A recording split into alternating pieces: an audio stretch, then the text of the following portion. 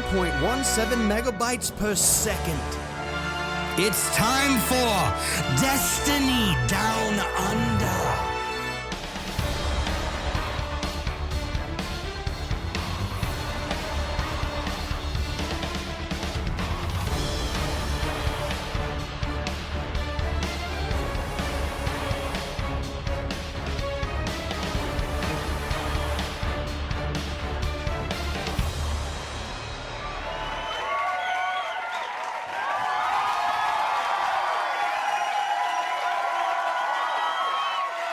Welcome to the 248th episode of the Destiny Down Under podcast. This week, as per every week, I'm joined by none other than the mustachioed law god himself, Mylan motherfucking Games. How you doing, big dog? Mate, you look can we please just get this done as quick as possible so I can get back to playing the game? I have slept fuck all this week. Fuck all. Have you been grinding, have you? Yeah, and shit that I don't even care about. Like shit that normally I wouldn't even worry about, like grinding Finch levels for fuck's sake. Like, I mean, that's cool. There's some stuff hidden behind that. You take that back because you need Finch to do the weekly campaign. Yeah, I know. I'm nearly there. I'm like, fuck. Have you been doing me? You've been doing me. I'm not at the fucking level to do the thing with the chest yet. The second I get there, it's fucking easy peasy. But for now, I'm just some public event peasant. Honestly, this is a public service announcement because I'm sure this will get patched like ASAP. Get to level 15 Finch. Okay. Go to me Discord. Look at the video or look it up. There's a chest farming run that is super quick. Like 4 chests in under 2 minutes. Yeah. And it's a loop. Bing, bong, boom. Get it done. And you get like 200 throwing water experience from them. So you can go from level 15 to level 30 like straight away. I thought I was heaps smart and I found one like a tier 3 deep site that I could get to the chest. And I'm like, I'll just do that and I'll open it. Nah, you can't open it. Hate to see it. So you do have to grind. You got to put a fair bit of work into it. But anyway. Yeah, you don't need to get deep sight. All right. So how do you want to tackle this? Because we've got a shitload to talk about. And 99.9% of it's going to be spoilers. So what I will recommend that you do, if you haven't played the campaign yet, just don't listen. Just stay the fuck away from this episode because there's no way we can tackle this. No way we can give the expansion the credit it's due without talking about what happens in it. And the last thing we want to do is ruin it for you. So go and do that. Come back next week. Even if, look, we'll forgive you. It doesn't matter. It doesn't matter. Right. So, I mean, I guess we just dive straight into it. Well, you got up at launch. First thing, I regret it. I got up at 1 a.m. You were very tired by the time I caught up with you later that day. I was a tired boy. Yeah. Yeah. 15 hours stream, 10 hours, 10 hour campaign solo legendary run. Yeah. It's good though. Yeah. Real good. Yeah. Look, I mean, you got what you wanted out of it. But, I mean, first things first, the launch. Easy peasy, lemon squeezy, no issues, nothing. I mean, unless you're on PlayStation. But, I mean, I assume they'll line that out for next time, given that Sony fucking own them now. So that'll get better. If PlayStation didn't have the issue, it would have been the best. It's close to a perfect launch. It's probably as close as you could get. Assuming that PlayStation didn't overload servers because there were more people there. Yeah, I mean, look, there may have been issues, but we'll never know. It's unfortunate. It took the gloss off it a little bit. I mean, obviously we weren't affected by it playing on PC, so I didn't even know about it until later that day because I woke up at like 8:30 in the morning and jumped on and bloody played with Senchi and Nick all day and didn't read any tweets, nothing. Went in completely blind. So I liked it. I liked it a lot. Anyway. How did you find it? I mean, we went about it different ways, so we can probably compare that a little bit. You did, I did solo legendary run. 3. I loved it. It was like after finishing Halo, or it was what I expected Destiny to be, which is some of its ability to write a campaign and set scenarios with music and enemies and, you know, having to work your way through and just being epicness, which I really feel like we haven't got that level before. So it's like, it's a Halo Destiny. This is a perfect crossover.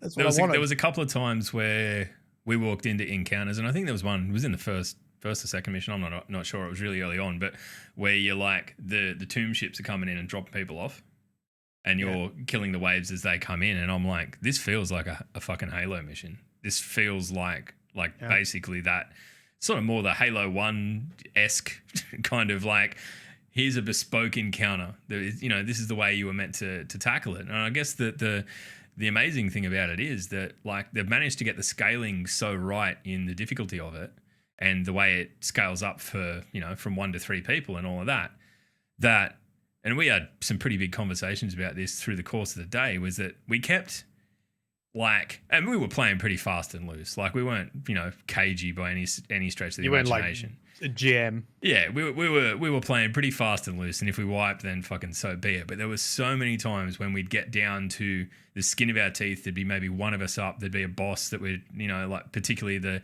big Cabal dude in the pyramid. We got down to one of us and then managed to chip him and just beat him, right?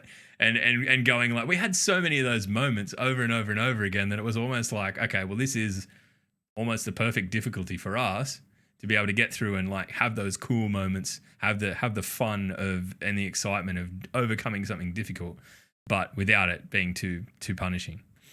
How was it? How was it solo? I haven't tackled it at all yet. I'm looking forward to it. I think I'll probably start it back in a month.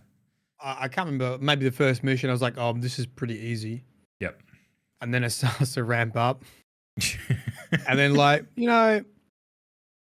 on certain encounters, maybe I'd wipe, 3 to 5 times. Yep. There were a couple that were harder than the rest. I can't remember which one specifically, but I was stuck on Savathûn for a long time. Yeah. That would probably cause me the most issues.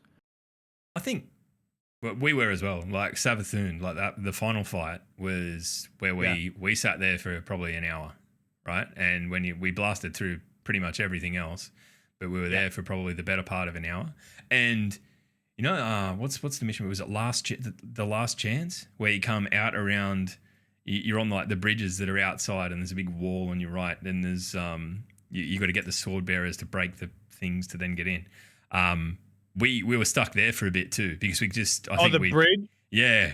I was having that for a bit too. It was pretty fucking gnarly. So by the time like we were there for I don't know maybe half an hour, and it was just more that we'd been playing solidly up to that point, and when you like your body's telling you should go and have a break, and you've just ignored it for 2 hours, and then you become like a bit dumb. That was just that one was a bit hard. Yeah. It was fun though. It was cool. It was a bridge encounter. It was nice. Yeah, and I mean, it was mainly that you didn't have any cover, but I'm really interested to get in and experience what that like specifically is like playing solo, because the issue we were having with that is that unless we were super coordinated, there were so many fucking ads and they were all so tough that they just like, if you presented yourself as a target, it was just you're dead. And like that was where we're at. So it was, we actually had to pull our finger out and work as a team a little bit to be able to get through that sort of stuff. Yeah. So look, okay, we can. That's number one, knocked out of the park.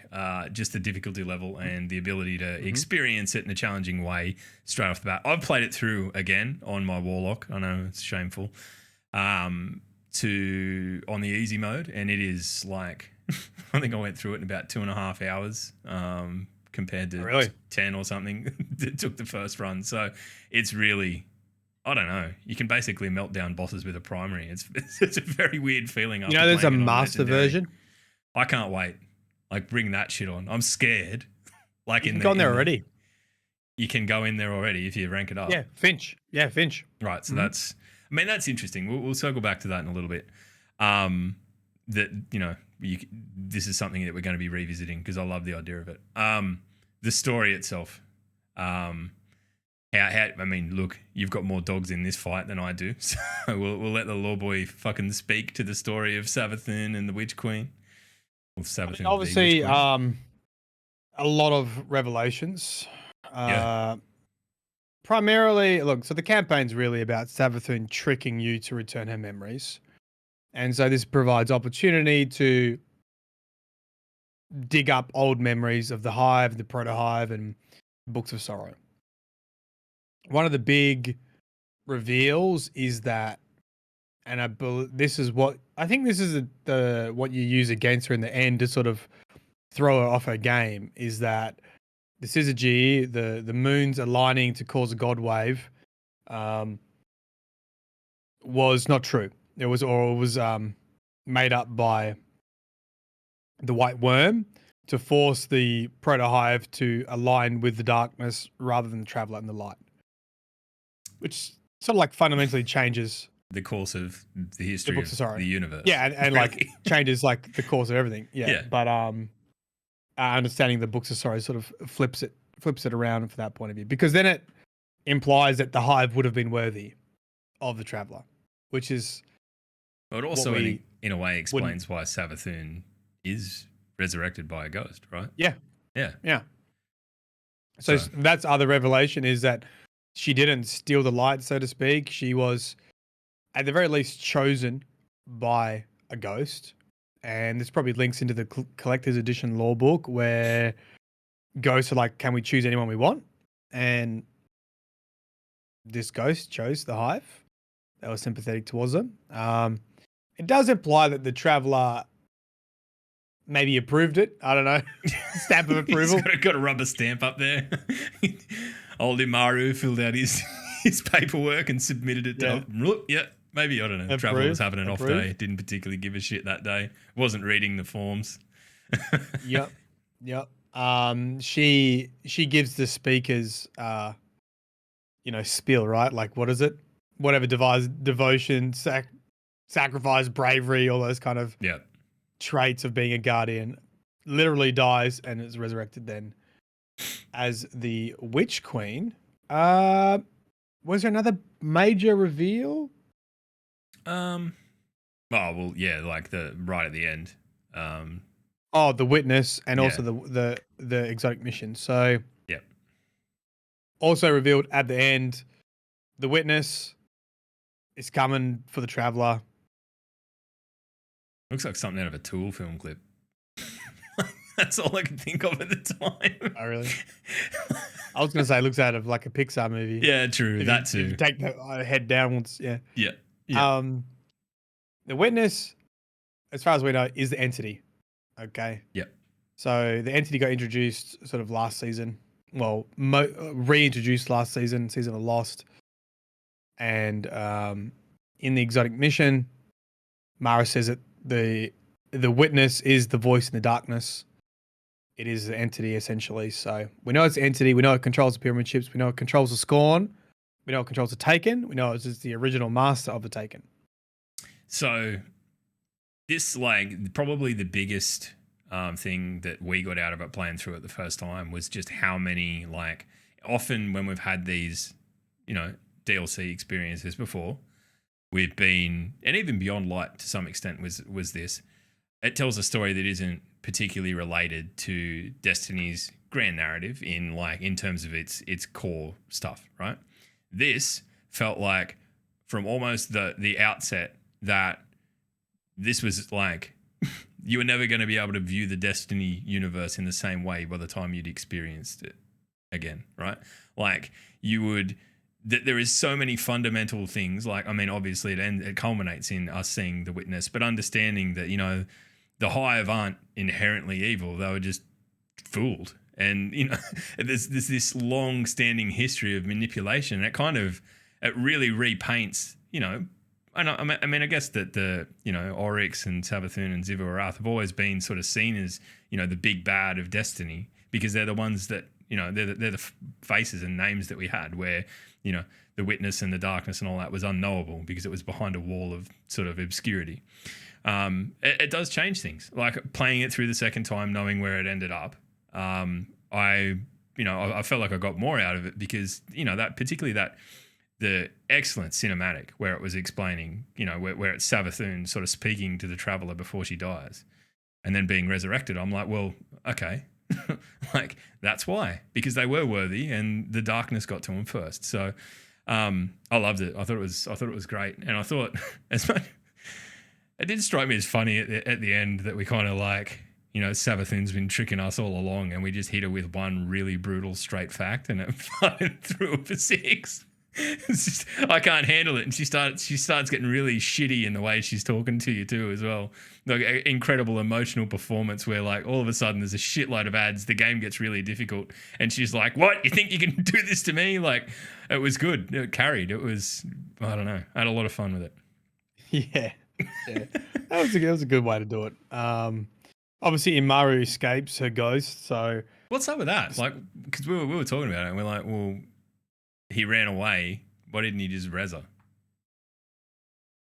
Was he worried? Well, I think it was too dangerous considering we've been crushing ghosts. Like, yeah, just been doing that all day at that point. Yeah. I don't know. There's obviously I actually don't think they're going to explain Imaru. I think where they're going is talking about Mars, because that's sort of the big unknown. Why Mars returned, who returned Mars is what we just talked about on stream.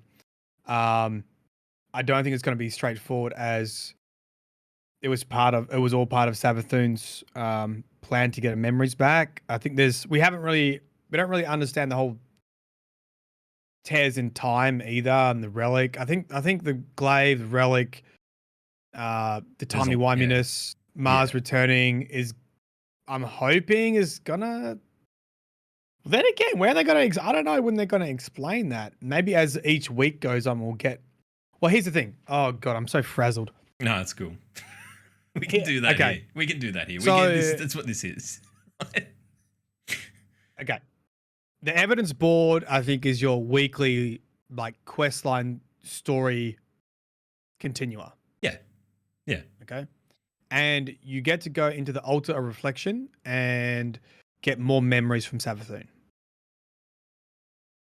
You should only be able to get 2 at the moment, but like you had with Sassy, if Sassy joins you and he's already done it once, he gets a different memory. Yeah, he fucking yelled out all over mine. He's like, oh, it's fucking different. I'm like, shut the fuck up. Shut up. Oh, God. I'm trying to listen. Anyway, yeah. Right? 5 out of the 7 that I've listened to are all related to how Mars returned, with all different versions. Yep. The witness returned it. I returned it. I used I used the power to take. They use the power to take. Blah, blah, blah. There is a theme of using the power of the witness, which is the same as Oryx's ability to take as a way of manipulating planets. And I think we're going to get more information about that as the story goes on. That's the part of it that, like, coming out of the main story that really left me sort of reeling, is that, like, Oryx was a big deal, Savathûn was a big deal, but coming away from it, knowing that there's this sort of like big bad that's manipulated them the whole way along, I feel like they're a smaller part of it now. Like yeah. I'm kind of worried for what's Xivu Arath going to do. Like, she may well end up being the new Keitel, going like, okay, well, I'm fucked if I hang by myself. I'm going to go and join forces with with the Guardians and the Cabal, and we may end up not having any enemies to fight in the game at all because we're friends with them. She's going to marry Zavala. Maybe. Xivu Arath probably I'd ship her with Shax because they're both like war and violence. True. You know, I think that'll work. Yeah, right. Cool. Wait, did you say Savathûn or Keitel? I said Keitel. Okay, well, yeah, and then I said like Xivu Arath, like maybe turning towards becoming a friend. Because I think the thing that stuck with me is the line that Savathûn says at the end, like basically after you've beat her, and she's like, "You're so protective of the traveler that you wouldn't even let me protect it for you." Like, more or less saying like, I wasn't here to necessarily fuck you over. And good, Savathûn, she could just be telling a fib. She's been known for it. But that kind of like psychotic thing on our part that like, this is the way it is and no one can come in and fucking change anything. And I'm like, well, maybe we are wrong. Maybe we should have trusted her, and maybe there should have been dialogue there to talk about it. Because if there really is a big bad, well, maybe we needed her around. Yeah. And one of the things that's not real clear is, well, Savathûn says that she doesn't take the traveler, that she gifts it a place of safety in her throne world, implying that the traveler goes there willingly. And then she seals it, she tries to seal it in, which is another interesting thing about the traveler picking Savathûn and safety. Yeah. I don't know. Which would make sense, because if you had to choose who could defeat the witness, it probably would have been Savathûn, to be honest. It probably would have been Savathûn. Yeah. Well, then again, the Guardian just wins all the time. That's because that's video game stuff. Look at us though. Like we're in an alliance with Keitel now. We can't even we spend the whole first mission just killing her fucking troops and then apologizing for it. Like that's how good we're doing. I found that a bit confusing, right? Yeah, I'm like, I don't know. I thought it was funny because there's this like tense meeting, and I was surprised how much Saladin is actually like in that seasonal stuff too. I mean, he's been in that season of Risen. I expected it to be much more Zavala, but I mean, whatever. It's good to see a character getting in there and getting around it. Right. Let's talk about just all the major story beats. That's the story beats. Big reveals. That's the story beats. There's a few other ones that maybe we can talk about in coming weeks when we know a little bit more. There's the quest line for the grub gun that is surprisingly quirky and kind of funny in a way. I loved it. I love that. I didn't ever expect that we'd get to carry around a worm and it be kind of like a cheeky little offsider, giving Marasov a bit of lip and what is it, Deception Queen? I think that's like so funny because you expect the worm to be this gnarly thing, and it's like it's just this little this little shitster, It talks in like kind of like a Yoda-ish kind of riddle way, and it wasn't what I expected, because whenever we've encountered anything like that, it's even like Zol with fucking the big booming voice that's so fucking loud that you can't even move while it's talking. You're like, oh, you will drown, and then here's this tiny little one just going, "G'day, carry me around, I'm helpless, fucking help me." The main thing to come from that is that Marasov had an encounter with the witness and saw her impending doom. And that story highly mirrors what happened to Callus when he met the witness. And in the lore of that gun, Mara says that the witness tried to make her a disciple. So like this Callus, sort of more or less. We were assuming Callus is. Yeah. You could easily speculate that the witness approached Callus to also be a disciple, and he likely took that because he's obsessed with the darkness and heralding in the end of the universe. Yeah, well, I mean, I just got a feeling about the raid. I feel like if ever he's going to pop up, it's probably fucking now, right? I've been banging on about Callus. I feel like I can't even talk about it anymore because I've said it so many times now. Because if it's not Callus, weeks ago, you're going to look pretty stupid. Delete my channel. It'll be, it'll be fucking Tanix again. Tanix, but this time instead of being half machine, guess what? He's got darkness on his side. All right. Visually. Beautiful, right? Like stunning. There are so many new places, new aesthetics. Yeah, areas like there's the Quagmire, which is kind of like greeny, grassy area in the Throne World, and then we've got Miasma, which is sort of it looks like fucking Dagobah from Star Wars, really. It's like a shitty swamp. And then what's the other area called that's all the nice, pretty halls and stuff? It's beautiful. Gardens and stuff. I can't remember the name of it. Anyway, too much information in my brain. But not only that, the way the storyline itself moves you through these massive spaces, I think they've done a sense of scale probably better with this than they have with anything previously. Like there are jumps down into Savathûn's temple, massive, and it looks like descending into hell because there's like lava and shit around. It look unreal. Like art direction in Destiny has never suffered at any point, but this was like a fucking grand slam home run for mine. What looking back on it, Maddie, would you say is the most stunning visual? Let's just try and capstone all of the little aspects of this. I'll put you on the spot. I think it has to be looking up I don't look at the it. castle, like the light castle, or going through some of the halls with all the different colors and like the mini portals and architecture and stuff like that. With the looks like a pink and purple eye of Saruman. You know? Yeah, that was pretty nice. Pretty crazy.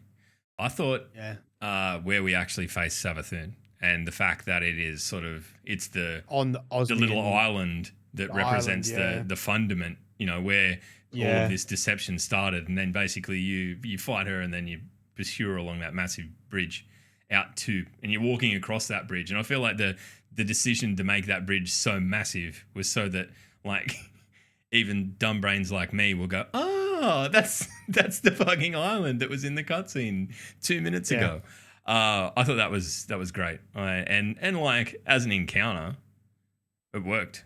It really suits what it's about. Moving up and around. Mate, the campaign felt like a mini raid. I feel like there's a lot of mechanics that they could use depending on. Oh yeah. I'm thinking, is this gonna be in the raid? Yeah. I mean, especially that last mission with the doors and the mirrors and the matching of the codes and all of that sort of stuff. Let's not talk about it. Did you have a hard time with that? Did you? I mean, did you not hear about this? No, I didn't know. I've been too busy fucking playing the game and ignoring everything else in my life. So we're just on the same page. The area with the multiple stages, like multiple levels. Yeah. Right, and you have to teleport up there. So I cleared everything.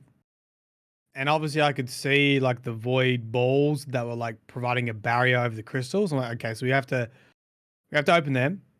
And then I looked at the doors and I could see the Hive runes. I was like, okay, so these have got something to do with it. I didn't realize that the little door underneath the Hive symbols was a portal and was open. Because in my mind, I thought that indicated the door was locked. So I needed to find those symbols to unlock that door. Yeah, you had it in your brain, arse about. That it was completely locked. So I was running around forever. Like, no, I shit you not. And at one point, I changed my class and I jumped on the lanterns to get to the second platform. And then, okay. So I brute forced my way up there. And then the entirety of chat was laughing at me, and I was like, okay, so that's not the way to do it. I'm glad I didn't fall into that trap. Probably one of the funniest parts of our run through was just the sheer randomness of callouts, like us trying to describe the Hive symbols just as we saw them, like tent, ice cream, sea and enemy. You know what? Fucking I think raid teams need a shorthand for that. Yep. Do you think? I mean, look, we need to make some Australian ones. Well, sea and enemy is definitely in there for that. Hamburger, there's a few. I don't know. It's spider. Yeah, maybe funnel web. Sentry gun. Funnel web's a gun in the game now. Who fucking knew? So much. Yeah, Aussie funnel stuff. web. Very good. What haven't we touched on yet? Season of the Risen. We haven't talked about Void 3.0. You dumb shit. Fuck. I knew we'd get to this point where it's like, yeah, I think I've run out of everything to say, and then no. Weapon crafting, Glaive, Void 3.0. The things we haven't talked about. I think the one thing that we can do today about weapon crafting, right, is probably not talk about weapon crafting, bar like a very initial inspection, and then because I know that you have been stockpiling rolls that you didn't need to. I didn't really have my head around it until I read the replies to your tweet either. So, like the whole, you don't need to keep these, you can delete them because you can just fucking make one. And I'm going, Yeah, okay, so people I like say it. that, but like I have to make it, which means I have to use it. So if I've got one, Yeah, then then you I don't don't have have to to make make it. Yeah, true. And that, like, dude, you got to fucking suck some juice out of some guns to be able to upgrade shit. I mean, I think the only thing I've done now is upgrade the initial glaive. I did it, got it to level 8 and put kill clip and shit on it. But beyond that, I haven't really touched it. So I don't particularly feel qualified to give a hot take on the system. I know that people are a bit upset there's not a fucking hand cannon in it, but it's Destiny. There's enough fucking hand cannons. There's about 7 million of them in your exotic kiosk. Go and pull one out. It's fine. You'll live. Void 3.0, but holy shit, Matty, you were right, weren't you? You were right. all right. The the build from last week that we were talking about with Heart of Inmost Light. I didn't use it through the campaign. Why? I don't know. I just early on it wasn't hitting hard enough for me, so I went back to hammers, right? And in You know what? hindsight, I think that might have just been the increased health on yeah, multiple people. yeah, and I think it was because like the enemies were so tanky that I'd get all the chain explosions and it'd still be just everything standing there, or they'd just be marked, and I'd be like desperately trying to kill them while they're still glowing purple, so I can get the explosion, and I wouldn't be quick enough. I think if a really coordinated team could have made a hell of a lot of ground with it, but we resorted to big bonk hammers pretty quickly, and I mean even that, like as a testament to how tanky some of the fucking bosses and stuff were. I was wailing on them with hammers, and it was hard work. It was very hard work.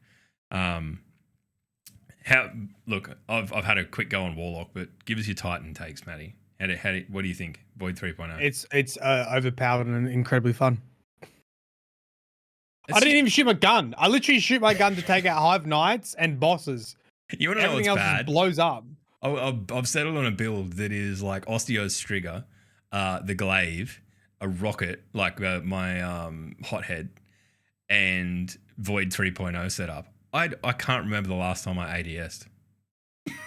Like I'm genuinely not aiming down sights at all. And then I decided, I'm going to go and play a bit of comp so I can get some light level out of that. Holy fuck! It was culture shock.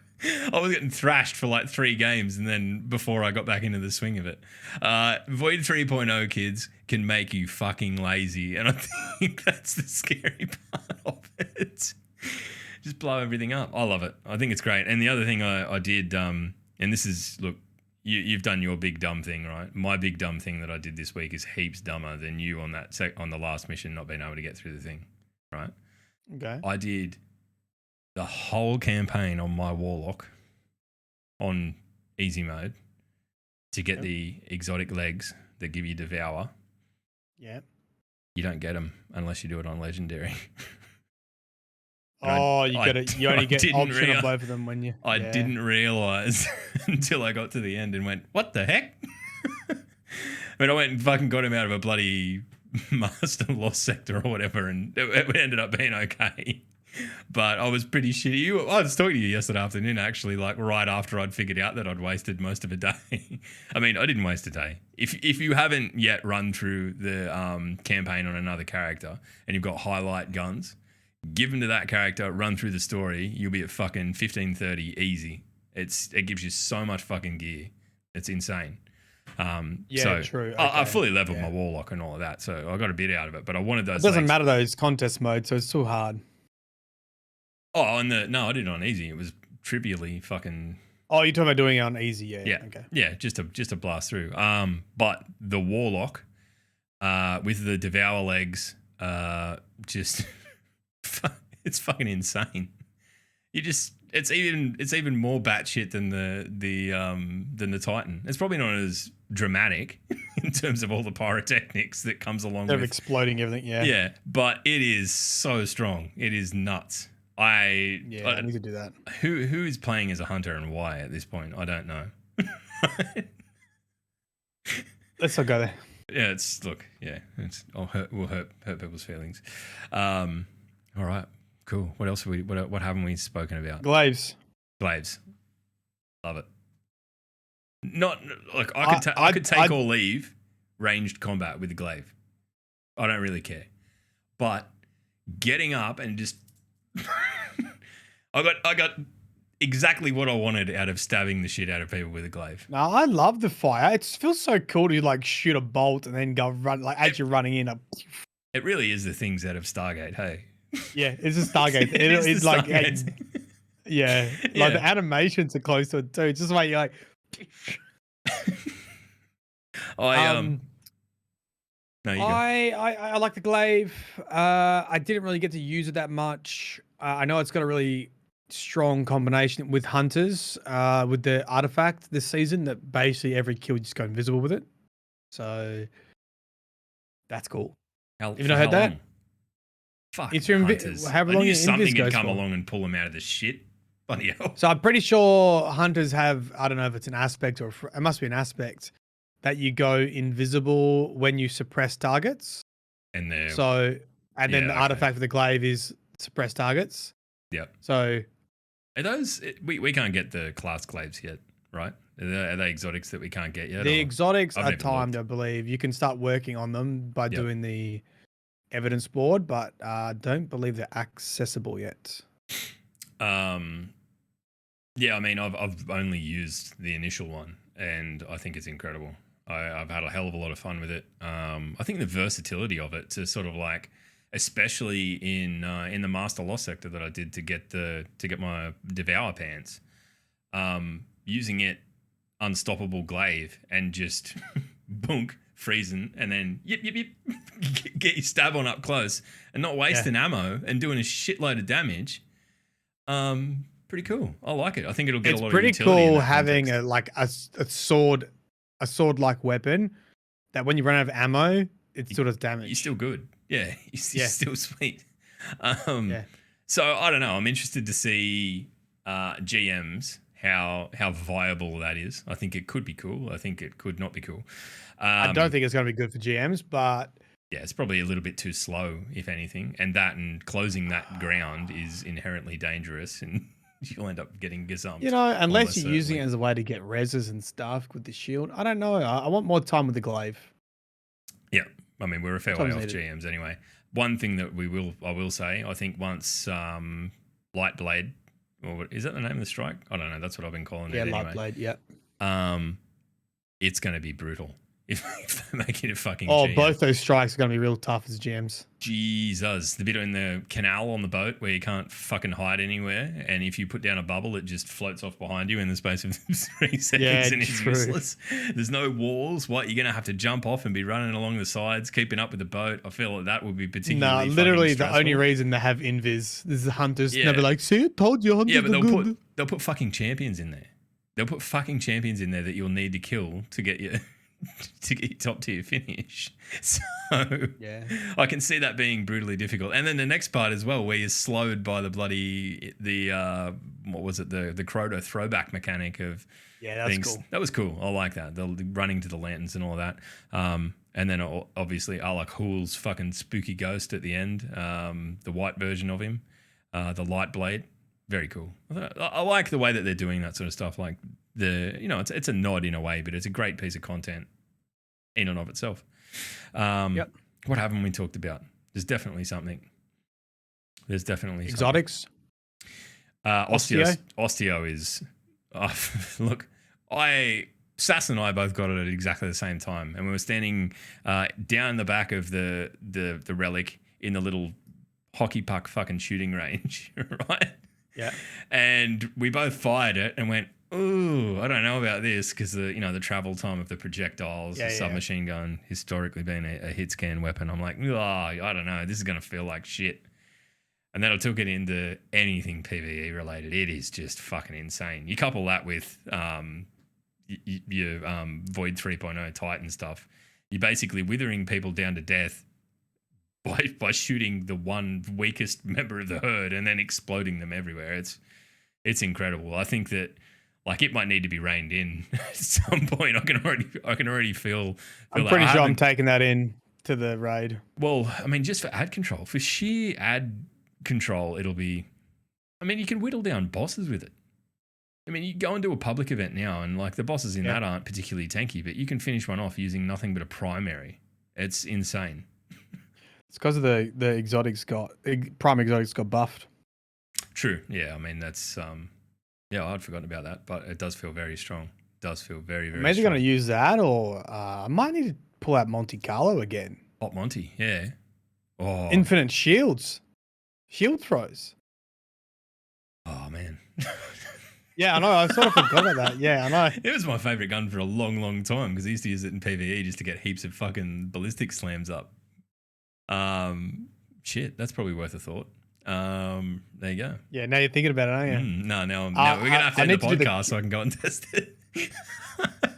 Yeah, I also need to finish. I actually got all the catalyst materials ready for Osteo, which is just going to make it even better anyway. So yeah, I'm yet to do that. I mean, I'm surprised by how expensive the system, the relic system is, but I think that's probably a good thing in terms of its longevity. I mean, we're what, fucking 3 days in, and everything seems a bit steep, but I'm sure as time goes on, it'll be something that I think the biggest thing with weapon crafting is the RNG to have the weapon drop to extract the elements from it, because that's how you get your patterns. That's your biggest RNG barrier to get through, is to get so many of the same type weapons to drop with the red outline.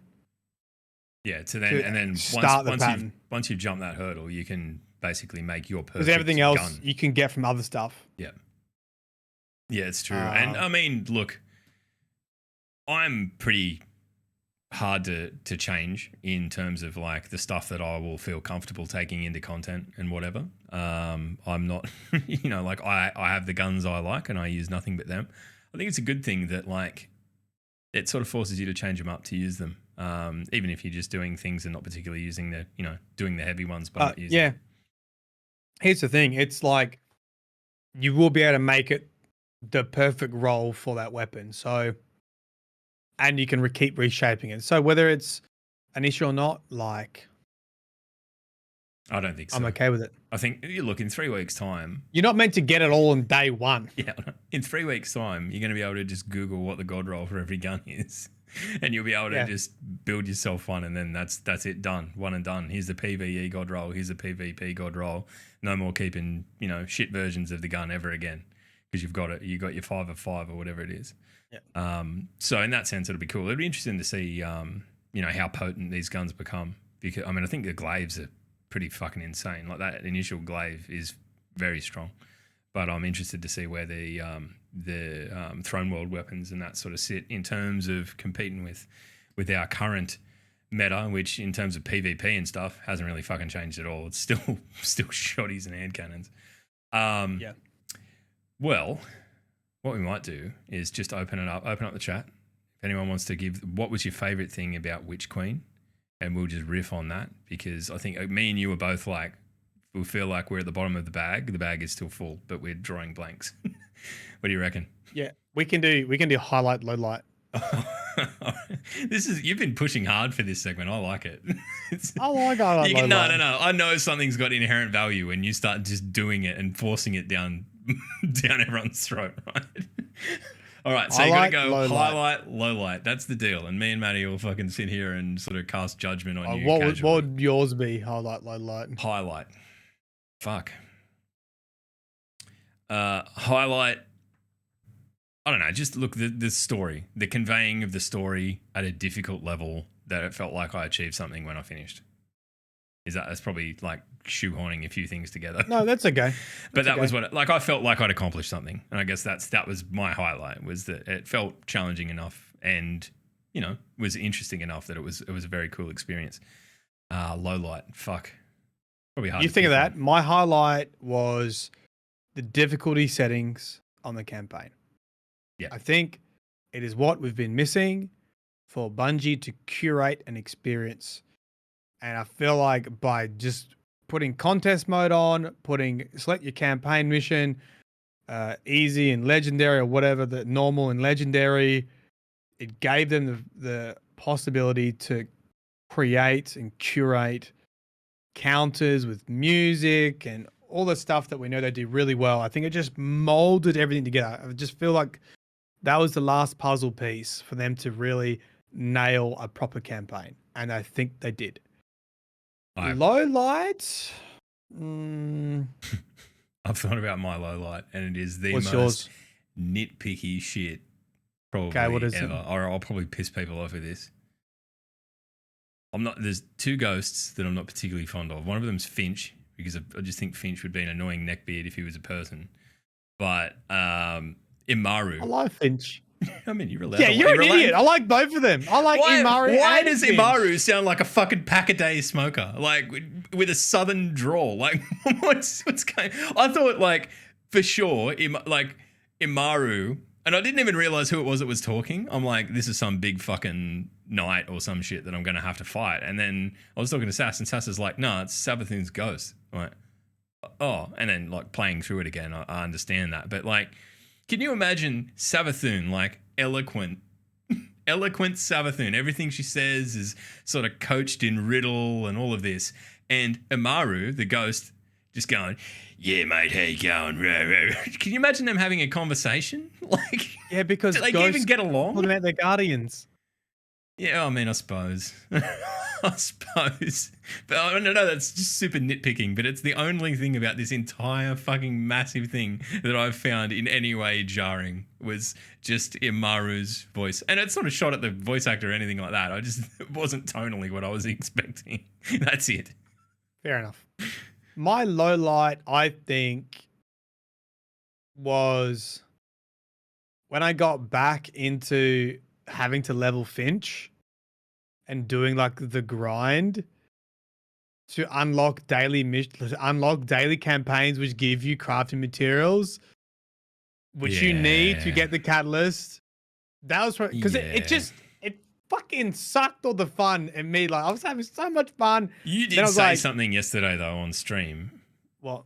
That all of that grindy shit used to be caught up in the fucking story. You didn't have to do it, yeah. And I feel like, definitely this time it was like fucking boom, you go straight through. You can go point. You didn't have to stop at all. Go and pick up 70 Savathûn's buttholes from fucking wherever, or go and pick up the microfilm or fucking anything. Go and get the milk from the shops down at bloody Quagmire. Go get 2 packs of Marlboro's Lights for Imaru. Winnie Blues. To start this quest. Imaru's sleeping off a hangover. Go and get him a pack of darts. Darts are cigarettes in Australia if you're from another part of the world and wondering why. Yeah, not actual darts. So when I had to go back and do that, I was like, but that's what happened. But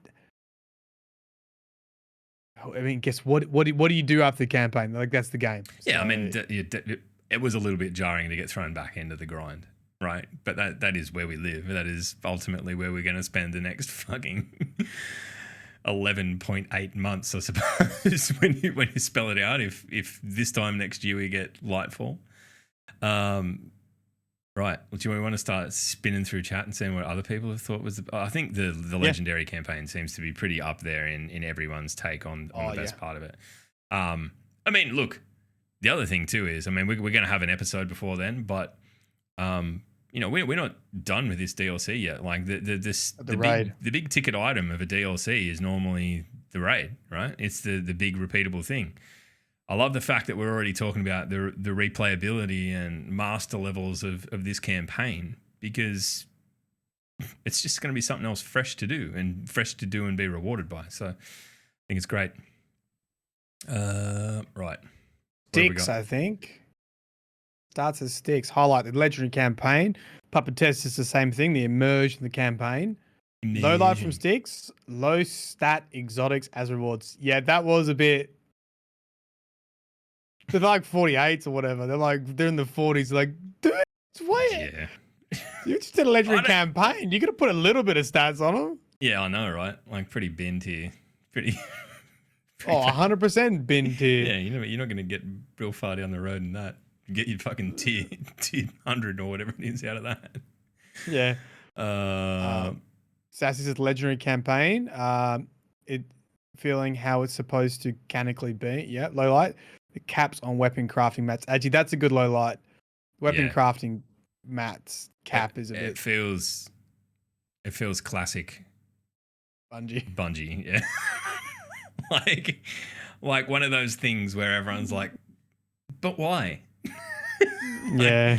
But I guess at the end of the day, if you look at it from prolonged engagement, they don't want people to just like stockpile shitloads of this stuff, and then the second new weapons drop and get put into that system, that they're there just fucking, oh, I'm going to print out all fucking 8 god rolls of this new gun, no worries, or these new suite of guns. Yeah, I understand why blocks like that are in place, but they always feel like crap when you headbutt them. There's no two ways about it. Senshi says glaving a Hive Guardian followed by a finisher, followed by crushing their ghost, all while gaming with the boy. It was pretty good. It was pretty. You know what Senshi's like? He's good for an off tangent. Just, you know what Senshi did, and like this brought me immense joy. Senshi is the only person I've ever seen just fully commit to using Severance Enclosure, and using it in the campaign. What we found ourselves doing, Nick and I would cover him, and we'd get things low to the point that they were finishable. And then Senshi would fucking dart in around the flank. Here he goes. And he'd finish whatever he could. It didn't matter. But because he'd finish them, and then there's the explosion from Severance Enclosure, he'd yell, pull, while he was finishing it. And then all of the high-level enemies would fly up in the air, and we would be like, yeah, from behind cover. I've never played Destiny like that. And then, like, the other crazy thing is we were watching him, and if we got something low enough while it was, up in the air, he'd be up in the air doing the finisher again and do the same, like, chain reaction. It was fucking wild. It was... Never seen that. I know. Neither have I. Like, we were laughing about it, going like, how do you shoehorn Street Fighter into Destiny? And that's basically it. It was like watching Senshi do fucking Shoryuken juggling of knights. Oh, especially along that bridge. We ended up, that was what we did. We basically hid behind Senshi. So, look, nice. He's a free thinker, our Sench, but I tell you what, every now and then he comes out with an absolute perler, and I can't wait to try his Severance Enclosure build. It's just fucking wild. That... And then there was the one time that he did a finisher in the wrong fucking, the wrong spot. You know, when you're coming out of Savathûn's temple and you've got to jump on the pikes and escape? Yeah. We didn't get pikes because he finished someone and knocked them off a cliff. So we had to run it. Had to run it. Yeah, so we just legged it like peasants. Boots on the ground. Yeah. Paleborn says highlight. Didn't know how to shoot Riven in the mouth because I did Riven. When I did Riven, I was cheesing with swords. Spin to win on the hands. Yeah. No, you can't. No hands this time. Yeah. Shoot him in the mouth. I love that noise. I want to. You know how we know what the what's the name of the sword? Lament. We know that's like a breast pump. I want to know what the fucking noise. Yeah. The Hannibal Lecter. I guess it's a Hannibal Lecter from a dragon. Rats eating food. Yeah, it's rats eating. Do you know that, or are you just making it up? Don't know. It sounds like when you eat, bite into a meat pie and it's too hot and you go.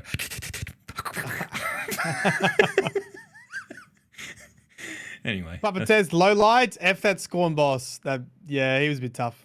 Which one? The one in the circle. I think you have to run around like the dark area, shoot the little had like 4 little rooms off the circle, and he was, and there was the one that was it's a trap with all the it was hard. Yeah. I actually of that the second Scorn boss, the one that had the laser, that was the sniper. Just before Riven was, or it's not Riven, is it? Is it just a projection of an arm car? It's an illusion, yeah. Yeah. We were getting skinned by that for a little while. When we beat that boss, we were very we weren't very friendly in the way we were talking about them after they died. So anyway. Synthesize, the Queen campaign lead just announced that he's also doing Lightfall. That's true? Is it what's it? Andrew. Someone Andrew. Oops. Yep. I don't know. Yep. Anyway, but yeah, look, couldn't be happy with that. That's probably the best news of the week, really, when you think about it. If we get if Lightfall is even remotely close to this, fucking sign me up. The bar has been set. Well, that's it. I mean, that's really the thing that came out of this release, right? Like, it's Forsaken set a high watermark, and it was one of those things that we kind of convinced ourselves as a community that maybe we'd never get back there again. And I think we've just fucking demolished it, if I'm honest, at least in terms of storytelling. Huh. Maybe not in terms of scope, because, you know, there was 2 whole patrol destinations and whatnot came out of Forsaken. But I think in terms of a standalone story piece of content, this is by far and away the best Destiny has ever been. And if this is the standard going forward, fucking sign me up. Yep. Highlight my Blink only legendary playthrough. This is from Reflex Point. Blink only legendary playthrough. Apparently, Man. low light, not enough craft weapons. I agree with that point. It's not. It does feel a little bit restricted. I've had It looks a little I bit. haven't gone into making barren them. a little bit. I haven't gone into making them, but I've had a look through the list and seen what was there. I would love to down the line see, instead of weapons being returned to the world pool, like guns from that we've had in the past, I'd love to see them returned by way of the relic and you being able to manufacture them instead. Maybe that's a cool way to expand that system a little bit. Having said that, every gun will rapidly distill itself to a meta with the ability to craft them. So maybe the less stuff in that for the time being, the better. Other than the fact that I saw this just in our chat before we went live, Zer is selling the Vorpal DMT. Oh, yeah, I need to go get that. Oh, I need to go get that. Where is it? EDZ? Yeah, I don't know where he is. I thought of you. I thought Maddie's going to be happy because he deleted it. Happy, take it into PvP, ruin someone in their Supers Day. Actually, I'll tell you what, it'd probably be pretty good for slapping the crap out of your old the Hive Lucent boys, yeah. Hive. We haven't really spoken about them either, have we? I mean, I don't know whether they deserve their own They're moment. good. They're featured pretty heavily in the new intro, but very satisfying to kill them, especially on a hard difficulty level because they'll one hit you. They're fucking rude, like really rude. Yeah. Really rude. Yeah. Yeah. Fleur, highlight, Ghost being emotional and going off at Savathûn in the last mission. Also Finch, low light, getting F by Lucent Hive. That was tough. There you go. Yep. Get reamed by Lucent Hive. They are. Yeah, I had trouble when you got all 3 of them. I think that was just before Savathûn. That took a little bit of time to work out. And I did forget to crush their ghost like a couple times because I got so excited I took one out. I forgot to finish it off. I was playing last night. I was streaming to my iPad playing on controller, and I couldn't remember what the fucking finisher button is on the sticks. Like, obviously, it's pushing in the stick, but I was like repeatedly killing this fucking the wizard one, and then like what's the like pushing all the buttons trying to get it to crush. Like, yeah, look, they're a pain in the ass. There's a good low light. Elden Ring came out. Well, I mean, I know is off in Elden Ring. I imagine Sassy will probably be there pretty soon too. I'm excited for that, but I'm not excited for it like immediately. Now. Yeah, same. I want to play it like, I mean, I don't know. I played like Sekiro and stuff off stream. Like, you know, like it's a game for me rather than like, I can't imagine how annoying playing a game that's that difficult would be in front of lots of people. That would fucking shit me off. I'm bad enough in GMs with people going, oh, this is suboptimal. And I'm fucking, fuck off. That's why I've got really good friends. All right. Low light. Tiny boss arenas? I didn't particularly notice that. Another low light. Payoff of Savathûn's previous schemes, or like lack of.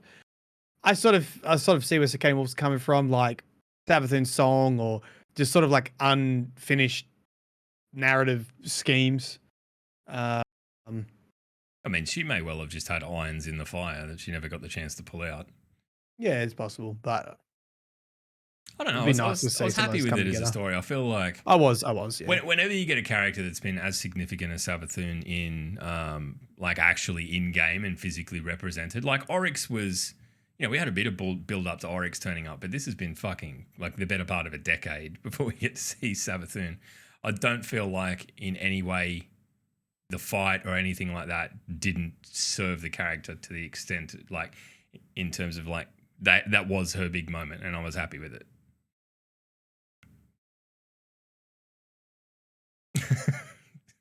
It got Jugs' team approval. Yeah. They got most of them. Yep. I think we got most of yeah, them. someone's Mr. Lily is forgetting to crush a ghost facing Hunter Hive Guardians. Yeah, that's a low light. Well, it's good though. It's cool. It's cool remembering. Yeah, I mean it's bad then having to deal with the consequence of forgetting, but you know, it's pretty funny. Yep. Low light. I can't replace my own ghost with Finch. I can't.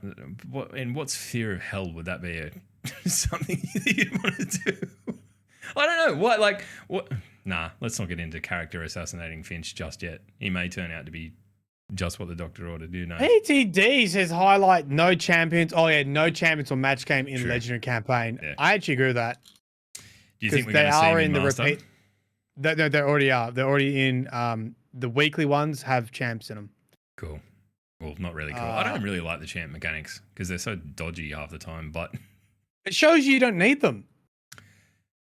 I would hate to think how tanky everything would be in a master campaign without champions.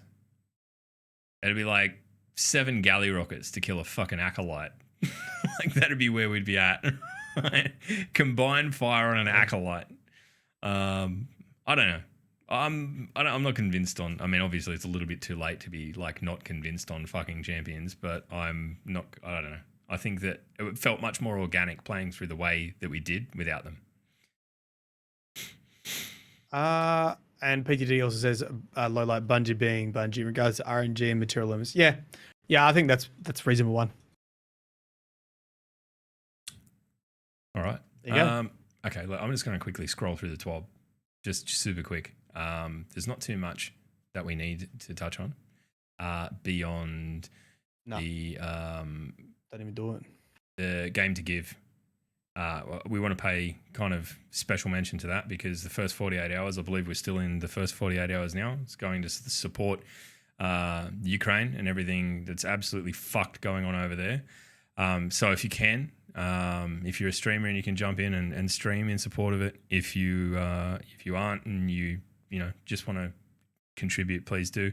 There's some super cool stuff that you'll get out of it, but obviously just putting your money where your mouth is and helping people who are in a genuinely fucked situation, not of their own volition. Absolutely worth doing. I'm not going to read through all the stuff, but just go to the TWAB, read it, and jump in. So we know nothing about the raid at this point. I expected that we'd get sort of like target light level for where we need to be going into the raid. But got it now. Do we? Did they tweet it? They tweeted it. Right. What is it? 1530? 1530. Right. And that was the guess. I think most people will be there pretty comfortably. I think what's confusing is like I've asked this question multiple times. I even saw it on Twitter. Doesn't include your artifact. Everyone's like, no, it does. It does. Then people are like, well, didn't in Deepstone Crypt or was it Volg or something like that? One of the raids didn't include artifacts. So I don't know. Yeah, that needs to be clarified. I think everyone would shoot it in if it included artifact level. I think it would be. I mean, I'm well past that in terms of like with artifact level. Anyone who did any kind of prep would be well past it. All right. Okay. I think we're done. Do you want to get out of here? You need to go and sleep for about 3 years, I think. Look at you. I could definitely do with some sleep. Some sleep. Some sleep. Righto. Okay. Yeah, my brain's dead. No, look, I know. And I'm a little bit the same. And we will probably actually sleep this week and be better next week. But I'm not going to sleep now. I'm going to go play Destiny. You want to play some Destiny? Yeah, I mean, that's why I'm wrapping this up, Matt. Like, there'll be people angry. Why did you only do an hour podcast? Because we want to play the fucking game. Guess what? We do one every week. Deal with it. No, we love you. All right. See you next week. Maddie, any closing comments? Bye. That's it. That's all you get. No. Read the law. Can someone please read the law so I don't have to fucking do it anymore? Thanks. Mylan Games build crafting. That's it. Bye.